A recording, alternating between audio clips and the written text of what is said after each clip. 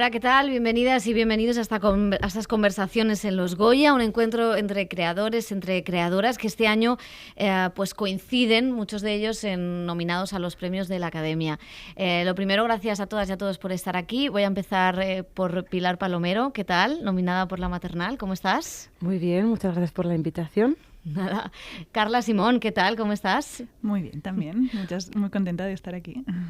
Y al otro lado de la mesa, Elena López Riera, ¿qué tal? ¿Cómo estás? Pues también, bien. Alauda Ruiz de Azúa, ¿qué tal? Muy bien.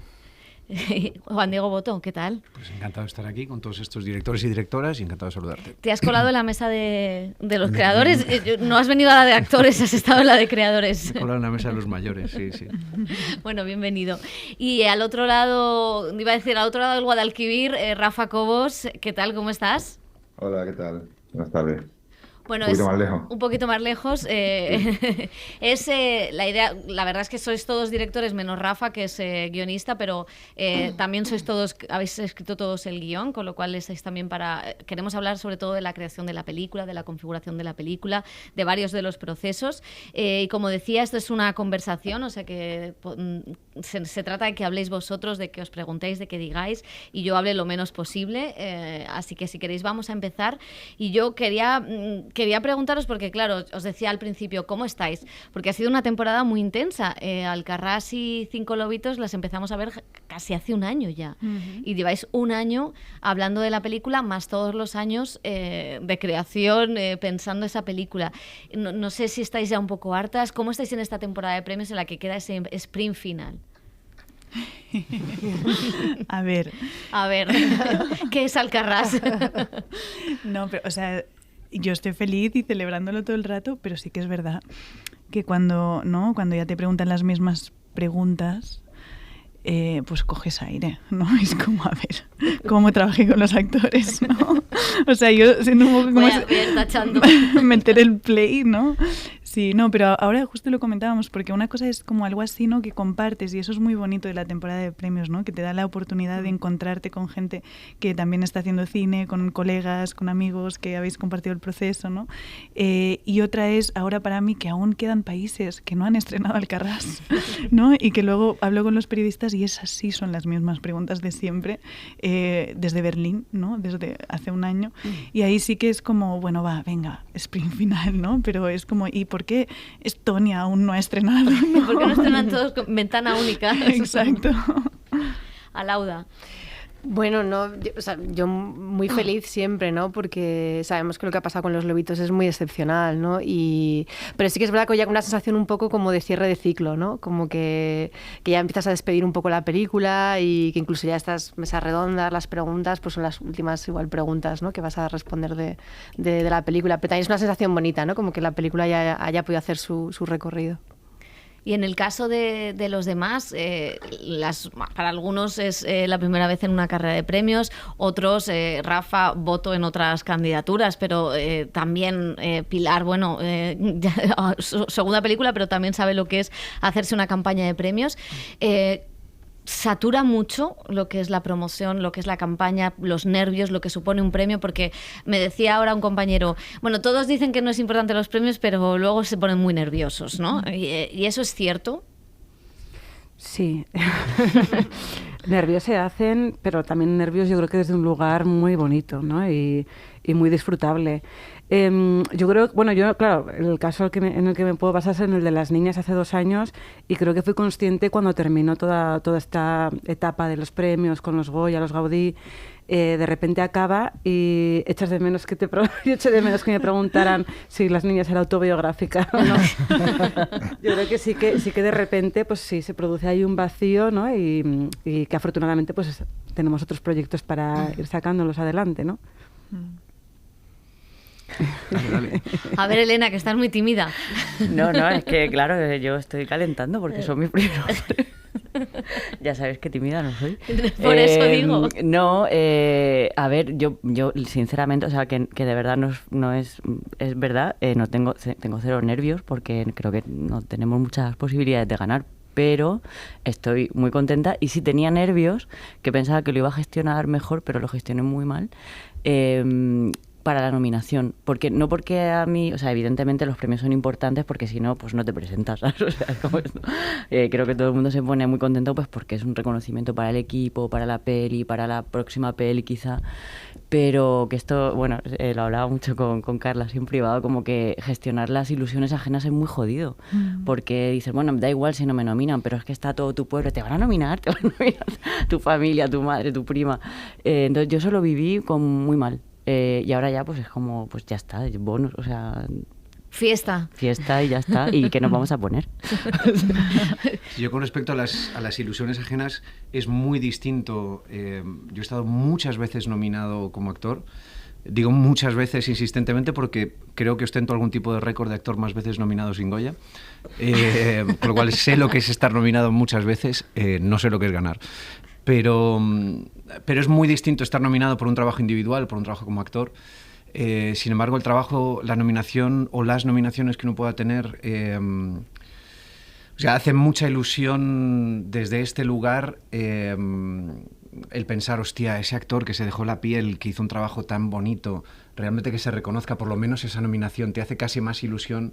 Bueno, sin duda, te hace más ilusión que la tuya propia, ¿no? El ver que ese trabajo, ¡ay, qué bien que esto ha salido!, ¿no? Que se reconoce ese esfuerzo, que se reconoce ese trabajo. Y a veces te da pena cuando no se reconoce y dices, hostia, pues antes hablábamos del trabajo de arte, ¿no? Que dices, hostia, el esfuerzo que hubo ahí, la dedicación que hubo ahí. Y es una sensación distinta, novedosa, el gestionar esa ilusión que no tiene nada tanto que ver con tu nominación particular, sino que bueno, cualquier cosa que tenga que ver con la película lo ves como propio, ¿no? Y es, bueno, pues para mí una cosa nueva y muy, muy bonita.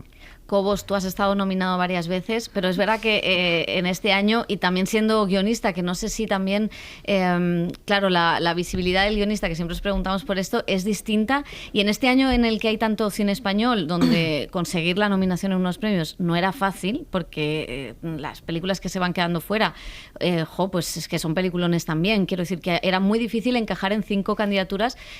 ¿Cómo vivís esta? Vosotros que sois veteranos en vivir los premios Goya, no sé si es también un éxito. Sé que acabasteis todos en un karaoke, que ahora os preguntaré por eso en la fiesta de nominados, pero no sé cómo encaráis esas nominaciones. Por parte, es verdad que soy guionista y el tema de la visibilidad y de la invisibilidad más bien, que es propia a nuestro oficio, tiene que ver un poco con tu primera reflexión, que estaba relacionada con estar o no estar agotado en esta carrera un poco de promoción de la película. Yo no estoy acostumbrado a estar en ninguna promoción como guionista. Y bueno, también eso es importante decirlo. A veces tenemos que escuchar probablemente un poquito más a los guionistas. Pero bueno, afortunadamente eran cinco nominaciones este año. Era muy difícil colarse y haberlo ampliado yo creo que desde luego ha sido un acierto, porque como todos estamos diciendo y venimos diciendo durante mucho tiempo, ha sido un año maravilloso, ¿no?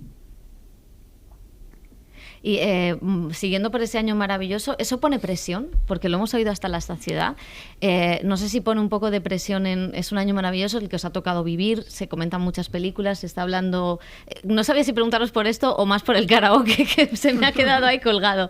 Pero no sé si pone presión en que sea el gran año del cine español. ¿Y qué va a pasar después? Porque todos estáis con proyectos, con el siguiente proyecto. Entonces, no sé si pone presión en cómo vamos a mantener este nivel. Sois la generación que va a mantener ese nivel. ¿Qué presión? Toma ya. Dicho así, sí. Venga ahí. Claro. Bueno, pero hay más gente, o sea... quiero decir, Podemos repartir la presión. Podemos repartir la presión y creo que, o sea, que lo bueno también es pensar no esto como algo excepcional, sino como algo que dura unos añicos, ¿no? O sea, como que se acaba de revelar ahora la selección de Berlín y hay 4 pelis españolas, creo. Bueno, ¿no? O sea, como que esto esperemos que no sea excepcional, que también sean los cimientos de algo que va a seguir creciendo. Sí, y aparte creo que los números del Ministerio de Cultura para la inversión en cine se han ampliado este año, con lo cual eso imagino que contribuirá también a que, bueno, a que esto no sea un espejismo temporal y no sea, confío, la acumulación de la pandemia con ese atasco que hubo, sino que pueda ir consolidándose, ¿no? También hay un tema con la presión que yo no sé si les pasa al resto de compañeros y compañeras, pero o sea, creo que la presión tiene que ver con las expectativas de otros. Y Y claro, me parece como que uno de los, de los valores de muchas de las películas que han salido este año es que estaban un poco hechas desde lo personal y con una apuesta por procesos creativos un poco, bueno, que exploraban otras cosas, ¿no? Y entonces como que me parece que, bueno, que la presión siempre está, porque en este oficio y en este gremio siempre hay presión, pero como que hay que intentar no caer en eso, ¿no? A la hora de pensar en un siguiente proyecto, de hacer según qué cosas, ¿no? Porque igual perdemos algo más importante por el camino. Pero no sé si los demás lo gestionan así o piensan en la presión. Bueno, yo sentí mucha presión entre la primera y la segunda película porque siento que siempre hacer una segunda película es muy jodido, porque, bueno, es la presión de los otros, pero también la de uno mismo, la de comparar procesos, tal. Y ahora, en cambio, me siento como muy liberada. Es como, bueno, pues ahora puedo hacer, no sé. Hombre, has ganado un Oso de Oro, guapa. ¿Qué será? Sí.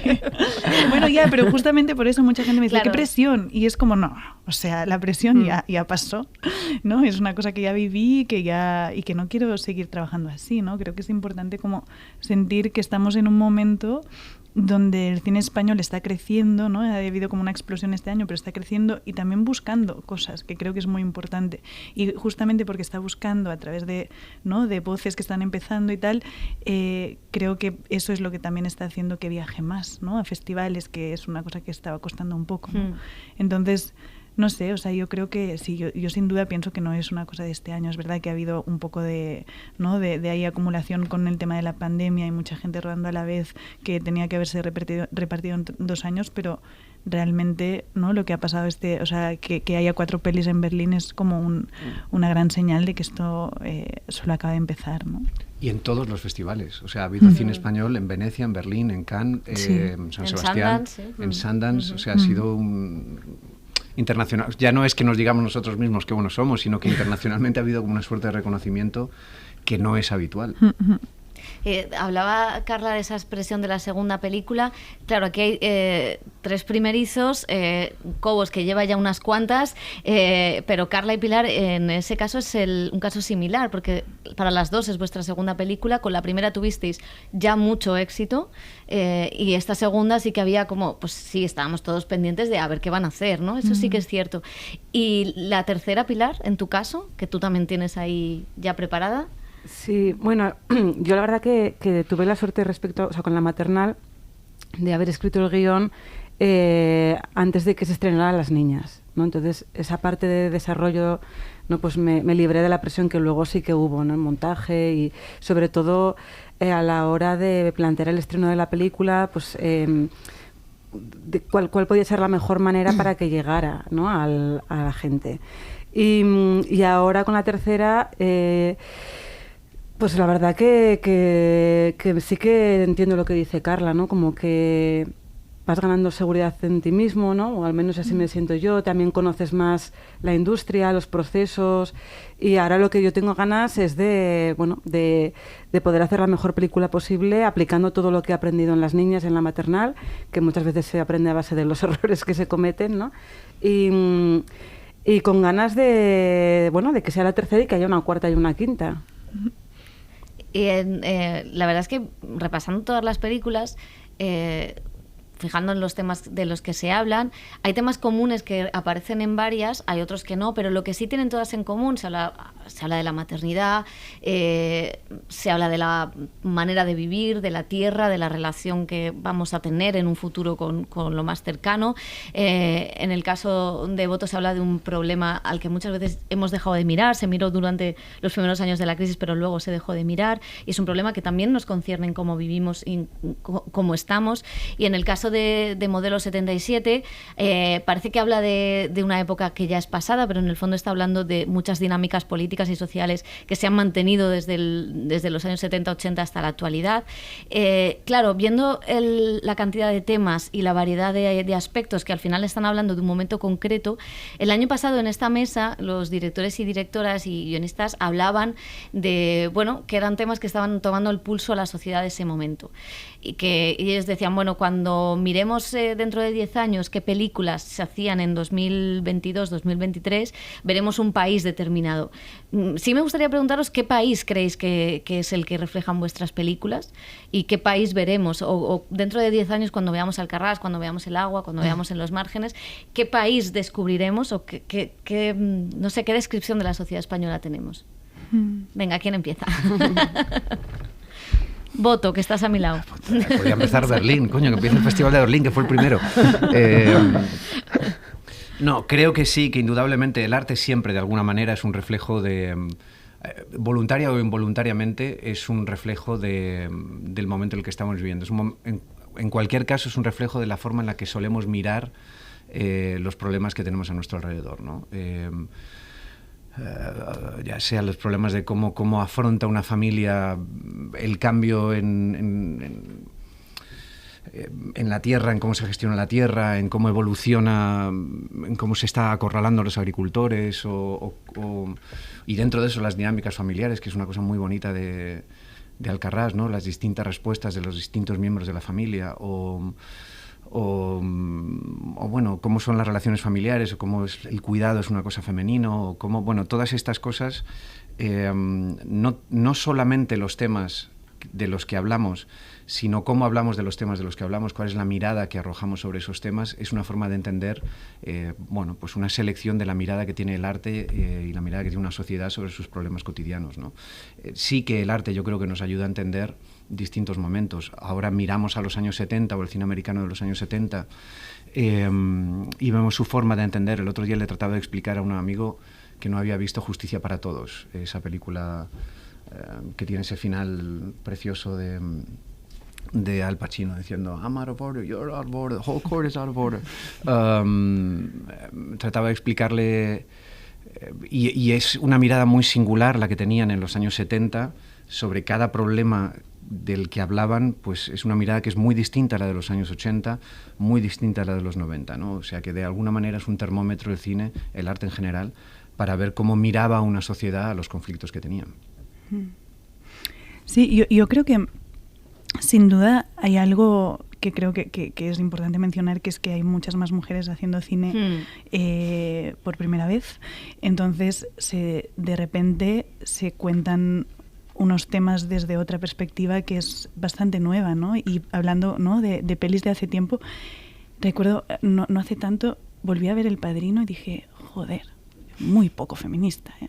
Entonces, y así pasa ahora, ¿no? Que lees, o sea, que no pasa nada, porque es así como era, ¿no? Y la peli es igual de buena, pero hay ciertas cosas, ¿no?, que vistas bajo la mirada de donde estamos ahora, bueno, pues no envejecen tan bien, ¿no? Entonces yo creo que hay algo con todo el tema de más mujeres haciendo cine que se refleja de una manera muy fuerte en las historias, hablando de la maternidad, de las relaciones familiares, ¿no?, de los cuidados, que creo que sí que es algo que nos va, bueno, que ha abierto unas puertas que está solo empezando, ¿no?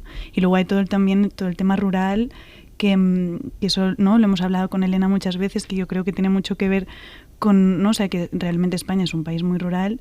Se había hecho un cine rural que por alguna razón pues se había dejado de hacer, ¿no? Y ahora hemos vuelto a él, pero desde un sitio que creo que es muy natural, que es que la gente de pueblo, de clase media, que crecimos en pueblos, pues hemos tenido como la oportunidad, por una cosa obvia, ¿no?, de la democratización un poquito del cine, ¿no? Pues de estudiar fuera y de empezar a hacer cine y luego, pues claro, volvemos a nuestras raíces y empezamos a contar historias que, ¿no?, de sitios que, bueno, pues que se habían dejado de contar, y creo que eso también tiene que ver mucho con el momento en el que estamos y en el que está el cine, ¿no? Que otra gente tiene acceso a hacer películas que antes a lo mejor pues no era así, ¿no? Yo es que me quedaría escuchando, que me parece que no sé si puedo aportar cosas inteligentes a esta conversación, pero bueno, claro, como Carla acaba de mencionar, por alusiones que nosotras hablamos mucho, así. Porque vamos a contarlo aquí, compartisteis piso. Compartimos piso, yo espero que dentro de 10 años, cuando piensen en el cine español, se recuerde que compartimos piso. Es lo más importante. Bueno, pero, o sea, sí que iba piso a decir y algo procesos creativos. En esa línea, que creo que sí que, claro, yo en mi primera película no sé cómo se hacía antes, pero sí que por generación, por el momento histórico en el que estamos viviendo, creo que sí que hay algo más de colaboración, ¿no? O de, no sé qué nombre ponerle, porque me sale ponerle sororidad, pero bueno, tampoco solo es eso, ¿no? Pero creo que sí me parece que hay algo del diálogo que se va nutriendo, o sea, más allá de Carla, que somos amigas en la vida real, no solo en la promoción, también hablar con otras con compañeras, compañeros que nos estamos viendo estos días, yo creo que sí que hay como una ruptura del discurso muy heroico del cineasta, ¿no? Que era siempre como de, no tengo dudas, soy un winner, esto lo hago, ¿no? Como una cosa así muy de, aquí la tengo la peli. Que creo que eso sí que me parece que es algo generacional y no solamente va con el feminismo, que también, pero yo sí que estoy notando como una ruptura de ese discurso muy de la épica del cineasta, decir, hostia tía, qué miedo tengo, o no sé cómo me va a salir. Yo esto sí que lo estoy percibiendo con todas las compañeras y compañeros con los que hablo y creo que eso es algo de lo que dan cuenta las pelis también y que espero que en un futuro pues se vea también esa diversidad y esa, no sé, eso. Sí, de hecho es curioso porque antes de que vinierais estaban Juan Diego Boto y Alauda hablando precisamente de eso, ¿no? De que muchas veces llegabais del set y decíais, ¿pero qué hemos rodado? Claro. ¿Qué nos falta? Esa cosa de llegar a casa y decir, oh Dios mío, lo podría arreglar el montaje. Luego lo ves y dices, a lo mejor no está mal, pero esa sensación de ese vértigo, ¿no? Eso ya está, te lo llevas. Bueno, y contarlo, ¿no? O sea, que yo insisto mucho en esto, pero me parece que cuando vas a las entrevistas de la historia, de toda la historia del cine en general, hay una cosa como de no decir que no sabes hacer las cosas o que no estar muy seguro de lo que estás haciendo, que espero que bueno, yo ahora no lo siento así. Pero eso tiene que ver también, yo creo, con que, bueno, también estamos, entre otras muchas cosas que estamos revisionando, lo que es el liderazgo, ¿no? Es decir, teníamos una idea porque al final un director sí que lidera una visión o lidera un proyecto, ¿no? Y en el cine hay una jerarquía, aunque luego, lógicamente, se pueden organizar esas conversaciones como sea, ¿no? Pero, bueno, una de las cuestiones que también estamos revisitando es, claro, bueno, había una idea de lo que es liderar algo, ser un líder, pues, bueno, un poco, pues, bueno, monocroma, ¿no? Y estanca y de una cosa como muy, muy autoritaria, ¿no? Y muy épica incluso, ¿no? Y entonces eso también se está revisitando. Y a mí me parece también que hay una cosa, esa es una sensación mía más personal, ¿no? Pero como que también no hay... No es que no haya miedo, yo creo, pero hay interés por lo vulnerable, por el coste emocional de las cosas, por los viajes más emocionales, más íntimos. Yo tengo que esa sensación sí está en las narrativas de ahora, ¿no? ¿Y eso tendrá que ver con una feminización de la mirada o creéis que no, que es independiente? O de la sociedad, ¿no? O sea, quiero decir, es un cambio. Yo no siento que sea solo de las mujeres, o sea, que esa raíz, lógicamente, de todo lo que ha pasado con el cambio de paradigma, con el Me Too y todo esto, sí, pero yo creo que también hay... O sea, no es una cuestión de ser hombre o mujer, hay miradas muy sensibles de hombres, ¿no? También, ¿no? O sea, más para mí es una cuestión más del cambio de perspectiva, realmente, ¿no? Y de una necesidad un poco humanista, ¿no? O sea, también venimos como de una acumulación de años de cine muy oscuro. O sea, donde molaba la cosa ahí dura, que no te dejaba ni respirar y como más oscuro, más premios, ¿no? Entonces, es verdad. Entonces, yo creo que de repente están empezando a salir pelis con un poco más de luz, que creo que como sociedad las necesitamos y que nos aportan algo, sí, que creo que está faltando, ¿no? Y que creo que no estoy en contra de las pelis oscuras, creo que debe haber de todo, ¿eh? Lo que pasa que sí que es verdad que llevábamos un tiempo que dices... Uf. No, yo también creo, o al menos así lo intento hacer, ¿no? Como que el propio proceso es lo más importante, ¿no? Y yo sí que venía de haber trabajado mucho como videoassist, auxiliar, y sí que había vivido mucho los rodajes estos traumáticos, incluso también los de mis propios cortometrajes. Y yo es que ya cada rodaje lo reivindico como un tiempo, un momento para disfrutar y hacer lo que más me gusta en la compañía de gente que admiro. Y obviamente no siempre puede ser así, pero intento que sea así. Y que todo el mundo viva la experiencia de hacer la película como algo tan importante como la película en sí, ¿no? Me parece que vamos, así es como me gustaría seguir rodando y quitarme, ya que eso yo creo que ya lo he conseguido. Bueno, basta decir esto como para que el siguiente rodaje sea muy traumático, espero que no. ¿Pero qué es un rodaje traumático? O sea, ¿a qué te refieres? Pues los rodajes estos son los que llegabas a tu casa, llorabas y decías, pero yo ¿por qué hago esto y no hago otra cosa en mi vida? Que yo he vivido de estos rodajes como directora en cortometrajes y he visto a muchos directores y directoras sufrirlos estando en el equipo técnico. Y yo puedo decir afortunadamente que ni en Las niñas ni en La maternal fue así. Yo disfruté muchísimo y todo el equipo también. Y por lo que os conozco, o sea, no quiero decir que el proceso sea siempre idílico. No, hombre, claro. Que es complejísimo y que hay una responsabilidad que también hay que hacerse responsable de eso, ¿no? Quiero decir. Pero que sí, que ya está bien de esta imagen del director o de la directora como un ser tortuoso, torturado y, no sé, y un ser despótico en el set. A mí esto no me interesa, no me parece que se pueda crear bien hoy en día desde ahí. Sí. Que se haya hecho en el pasado, vale, pero hoy en día creo que sí, que el paradigma ha cambiado y creo que el cine tiene que aspirar a nacer de un lugar bueno. Ahí está Tar, que es la película de Todd Fields, que precisamente no habla del cine, es una directora de orquesta, pero habla precisamente de ese comportamiento tóxico, ¿no? A la hora de... Quería preguntarle por comportamientos tóxicos a Rafa Cobos, porque tú decíamos que eras guionista, pero has debutado como director, has hecho tu primera serie.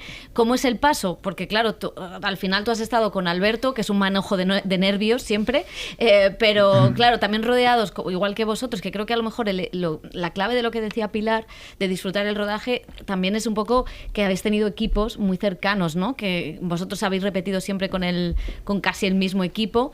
¿Y cómo ha sido ahora saltar a la dirección? ¿Ha sido traumático dar el paso? O sea, ¿ha sido como dejadme en paz?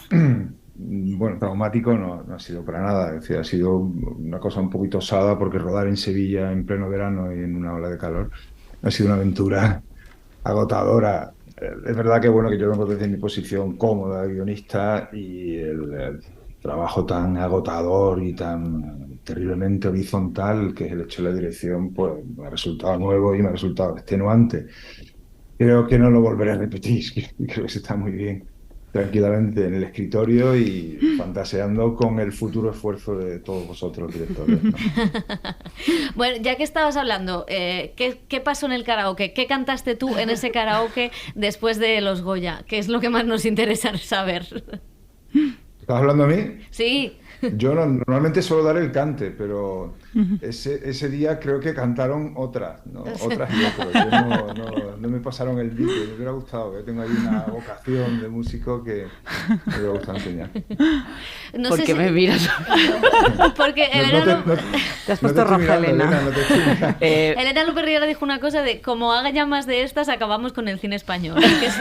¿Qué significa eso?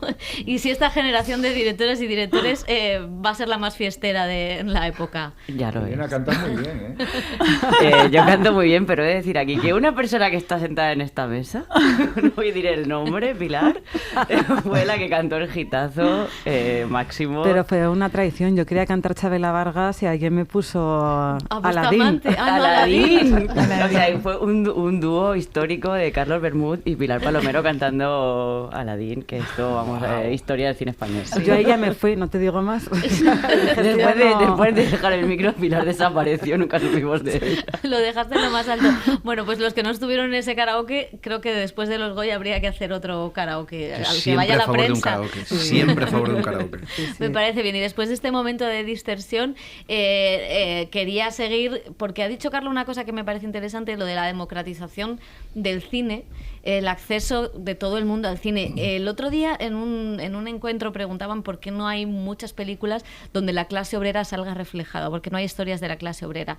Y claro, es difícil cuando, no porque no se pueda reflejar la clase obrera, cuando gente de clase obrera no puede acceder a contar esas historias.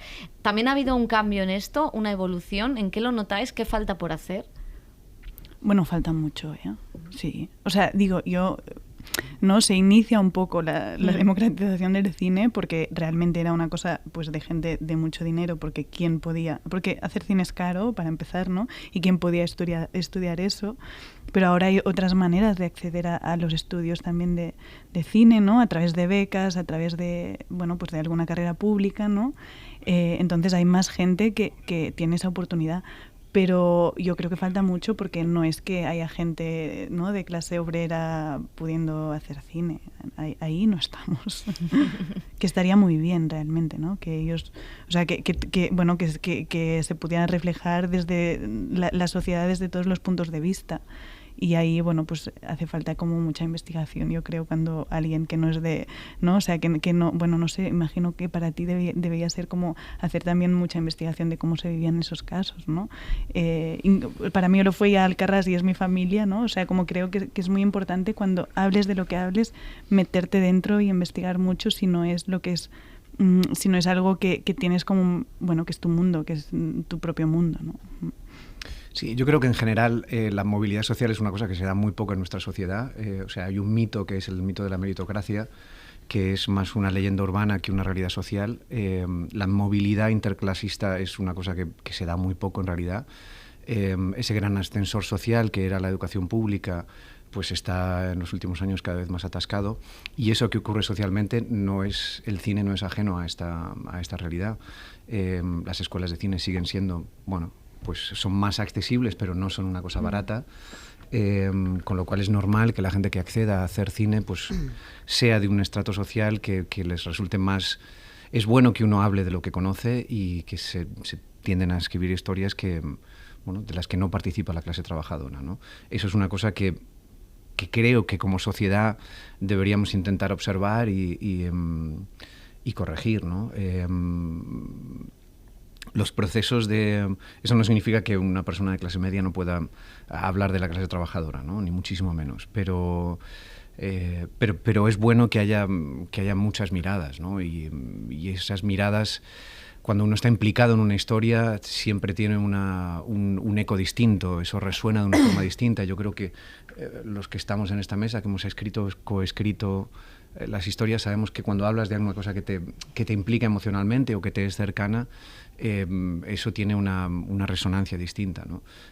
Por eso es algo que deberíamos revisar y estudiar, ¿no? Y creo que sería positivo para todos que hubiera más historias de una parte de nuestra sociedad que es la mayoritaria.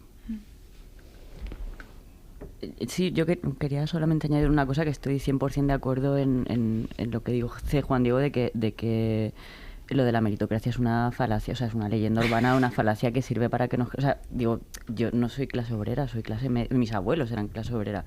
Ha habido un pequeño ascenso social que hizo que ellos que no fueron al colegio, pues mis padres ya sí tuvieron educación, yo tuve un acceso a las escuelas públicas que son caras. Yo nunca fui a una escuela de cine, pero las escuelas de cine son caras, y aunque no sean caras, implica que puedas tener ese horizonte, que a mí lo que me preocupa es el horizonte. Yo que he trabajado con chicas y chicos muy jóvenes, es que ni siquiera se proyectaban en hacer cine. O sea, era algo que no existe en su deseo. O sea, no existe el deseo de proyectarse hacia determinados oficios, porque es como tan inalcanzable que ni siquiera se quedan con las ganas porque no lo desean nunca, ¿no? Y a mí me parece que el problema está ahí también, no con que haya becas. O sea, que haya becas evidentemente es bueno, que haya un acceso de la clase media es bueno, pero joder, lo ideal sería que hubiera gente que se pudiera proyectar en otro lugar que no es el que le toca, ¿no? Por eso creo que lo de la meritocracia pues sirve a algunas personas. A otras no. A otras no. No sé si queréis añadir algo, pero he visto a un bebé pasar por ahí. Y entonces sí me gustaría preguntaros, porque claro, aquí hay, que yo sepa, 3 que sois madre-padre, el resto no. No sé si me equivoco y alguien tiene... Pero sí que me gustaría preguntaros, ¿alguien tiene por... Claro, digo, yo no me conozco las vidas de todo el mundo, pero sí que habéis, claro, a Carla la hemos visto acompañada de Manel, que sale hasta en el Guardian mencionan a Manel, cosa maravillosa. Y claro, estás haciéndote una promoción con un bebé a cuestas. Juan también ha sido padre. De hecho, yo una vez le entrevisté y me dijo, espera que estoy ayudando a los deberes a mi hija. Hicimos un parón. A Lauda creo que también ha sido madre y esa es su experiencia en 5 lobitos. Y sí me gustaría preguntaros por el tema conciliación, y también preguntarle a un hombre por el tema conciliación. De hecho, vas a empezar tú. Pues mira, para que yo haya podido... Yo escribí este guión con Olga Rodríguez, que además de ser una excelentísima periodista es mi compañera, y para que yo haya podido hacer ciertas cosas, Olga ha sacrificado espacios y tiempos. Eso es así. O sea, yo he tenido el privilegio de poder hacer ciertas cosas porque ella ha sacrificado momentos de su tiempo para estar con con nuestra hija y es así. Tratamos de una forma teórica de repartir los tiempos y si ahora te toca a ti, después me quedo yo para que tú puedas viajar o escribir el libro o escribir la novela o hacer documentales que hace a veces. Pero si observáramos el 100% del tiempo, si cogiéramos nuestra relación y dijéramos el 100% del tiempo, bueno, pues yo estaría en una situación de privilegio. Eso es que estamos intentando corregir, pero de la que yo me he beneficiado para poder hacer, sobre todo en los 2 últimos años, singular y particularmente los 2 últimos años, que han coincidido la obra de teatro y la película, habría sido para mí imposible si ella no hubiera sacrificado una parte de su tiempo para que yo pudiera hacerlo. ¿Alauda? Wow, es un tema... Sí, porque tu película además... sí. O sea, ves 5 lobitos y a lo mejor decides no ser madre, digo, o sea, no sé. Bueno, ves una visión, ¿no?, sobre lo complicado de conciliar o lo imposible de conciliar en esta sociedad y de quién paga el peaje, ¿no? Hago wow porque...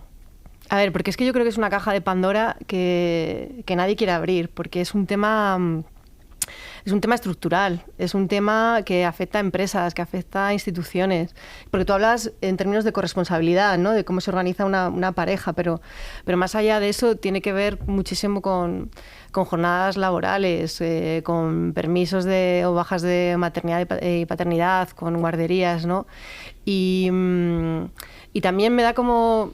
O sea, quiero decir, digo que es complejo porque también siento que el tema de la conciliación no solo afecta a las personas que igual tienen hijos para criar, sino que también hay personas que tienen que conciliar los cuidados de personas vulnerables o mayores con su trabajo, ¿no? Y ahora mismo es muy difícil para las familias compaginar el trabajo con la crianza, ¿no? Y hay sobre todo muchas mujeres que tienen que renunciar muchas veces a una carrera profesional por el tema de la crianza, ¿no? Y creo que es eso, creo que es una caja de Pandora que está bien ahí, que la hemos puesto encima de la mesa, pero que abrirla a nivel estructural pues implica una serie de costes y de conflictos muy, muy grandes, que ojalá se planteen. Sí, o sea, yo lo que estoy viviendo, y mi bebé solo tiene 7 meses, entonces al principio solo...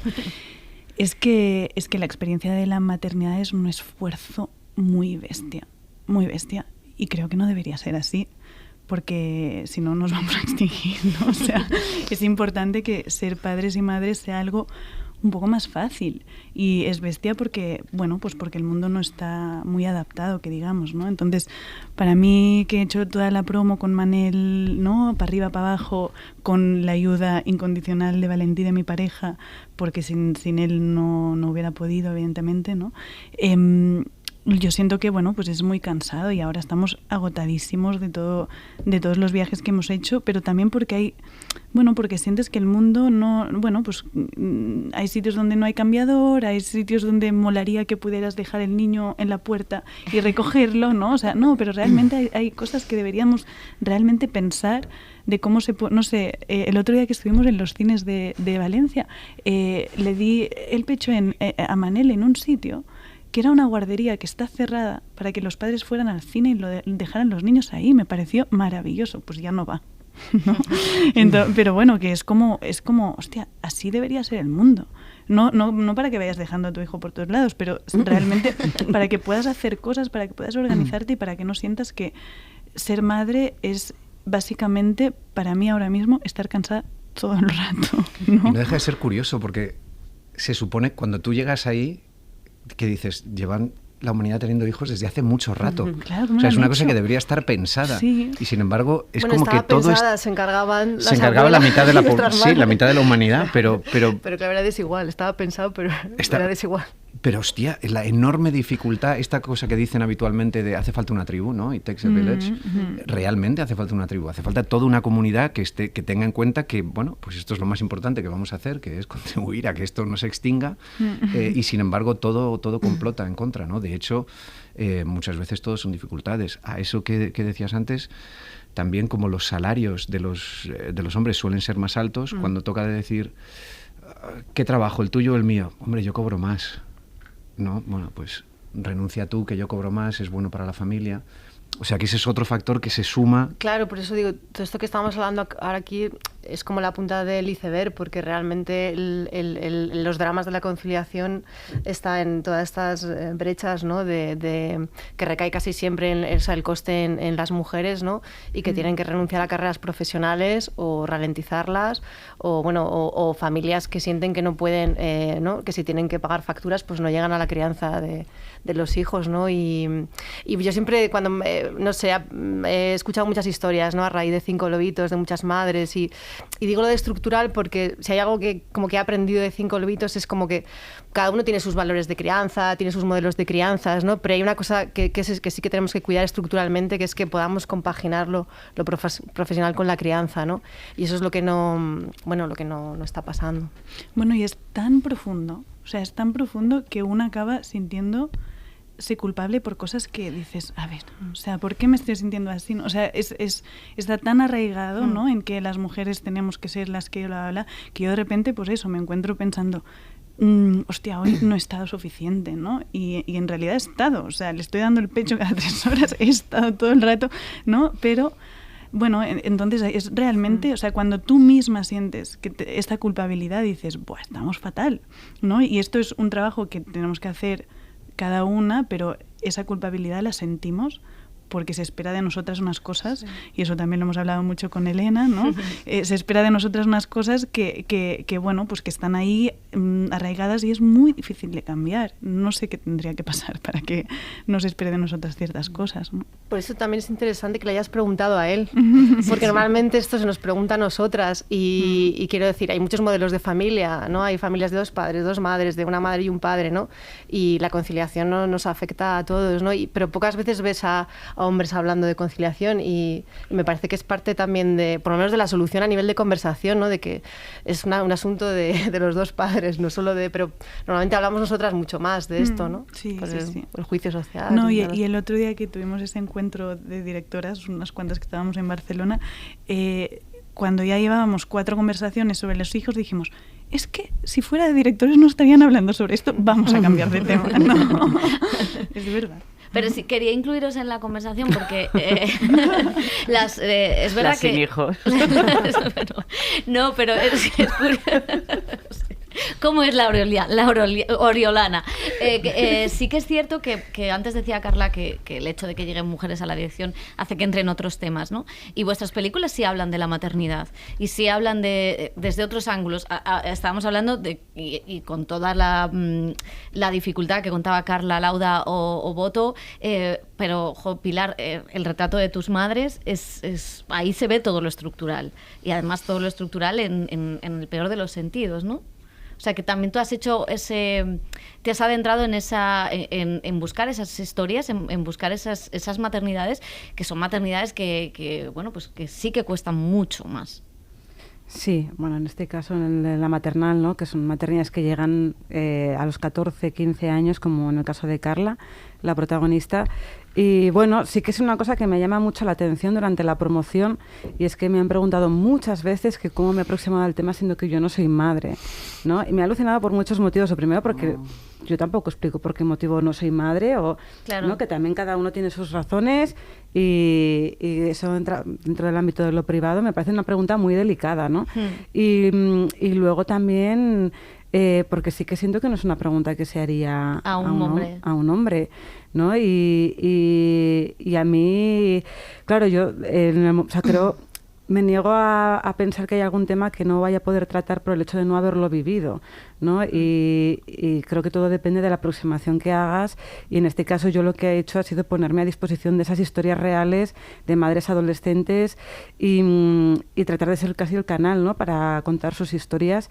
Pero bueno, que sí que en todo este proceso no era consciente de la de veces que se me iba a preguntar eso y que quizás yo iba a dudar de mi propia legitimación a la hora de contar la historia por el hecho de no ser madre, ¿no? Es muy injusto. Qué fuerte. Bueno, es que, claro, o sea, estoy 100% de acuerdo porque pensando...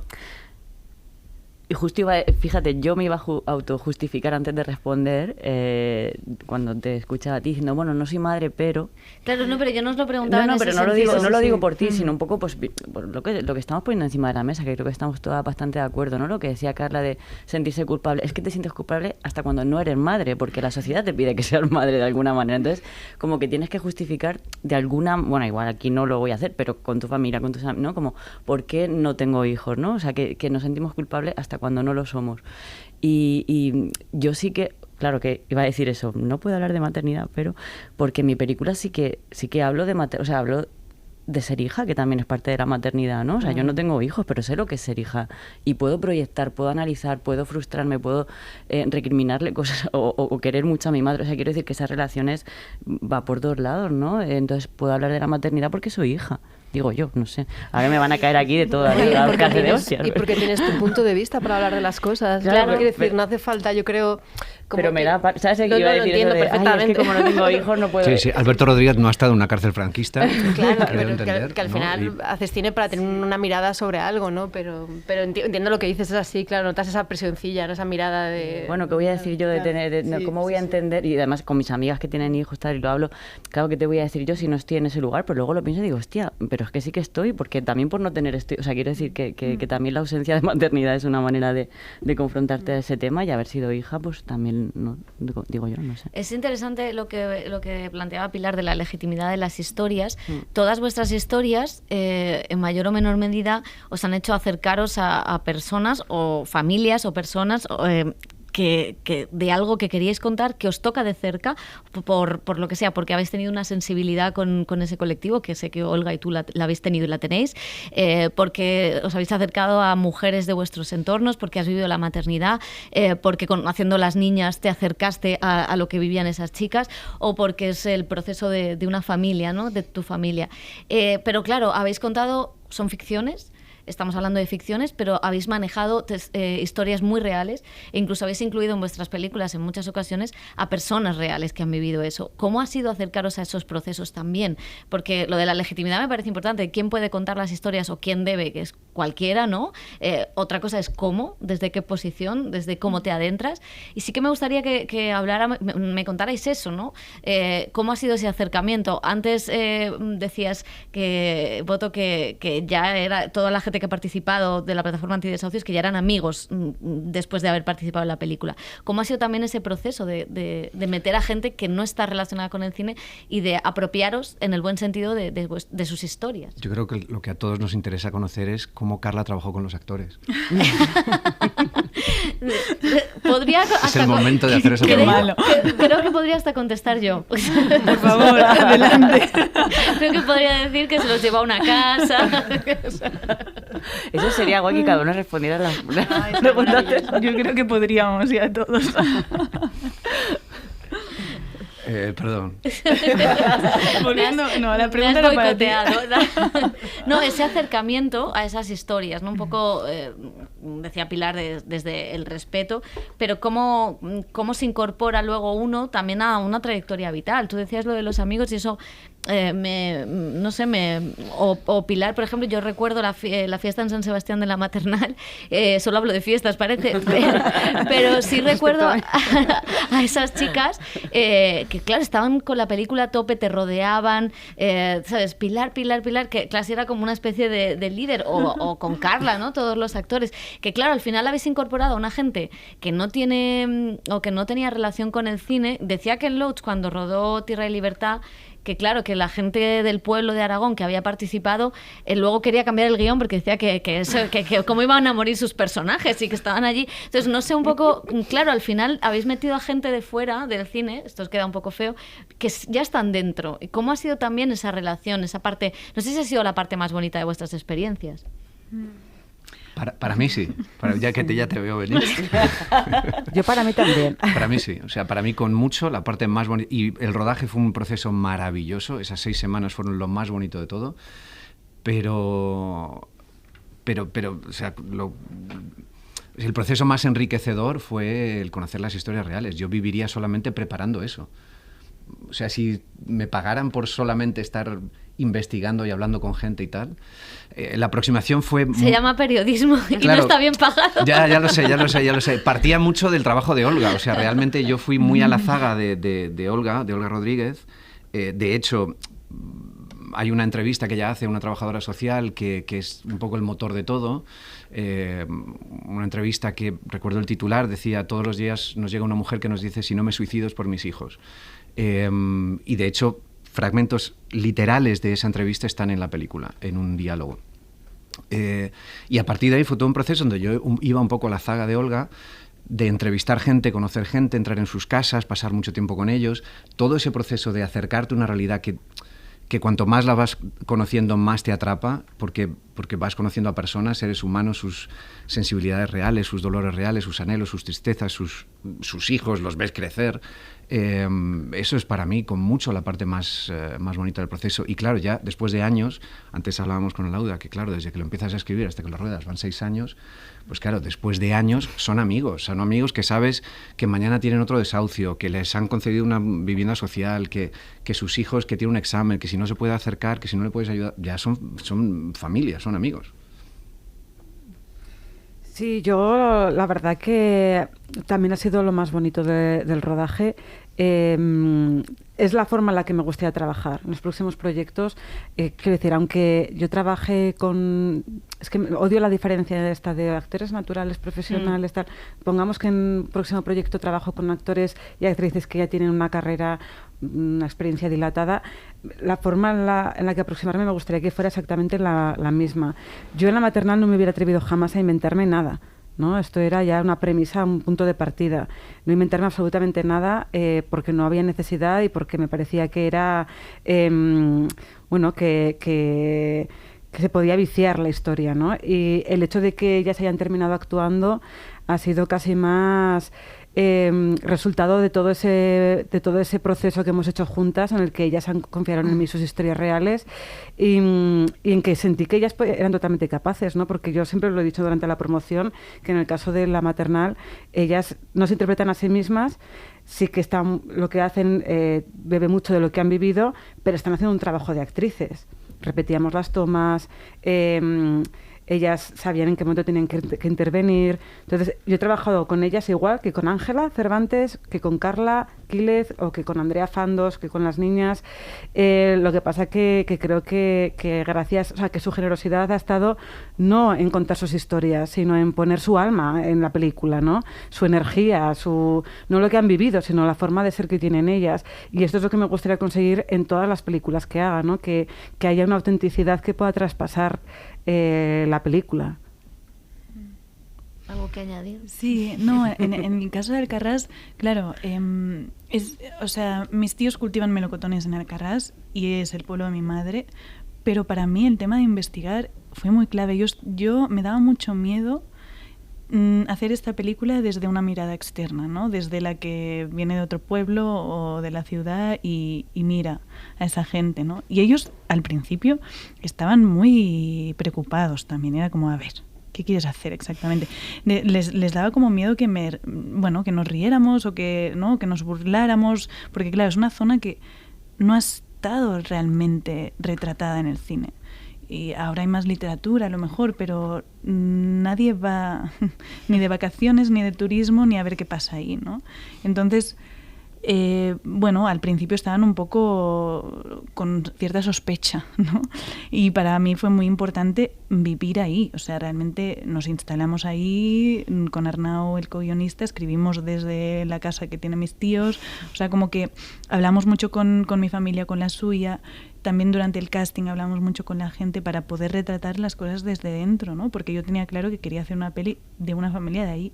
Y evidentemente luego, ¿no? Después de un casting muy largo y encontrar todos esos actores que para ellos es la primera vez que hacían esto, pues ha sido como crear una familia que bueno, que de hecho cuando tuve mi hijo en junio fue como aviso a mis familias, pero luego a esta, ¿no? Era como una familia más, ¿no? Es ahora el mensaje al grupo familiar de Alcarrás, ¿no?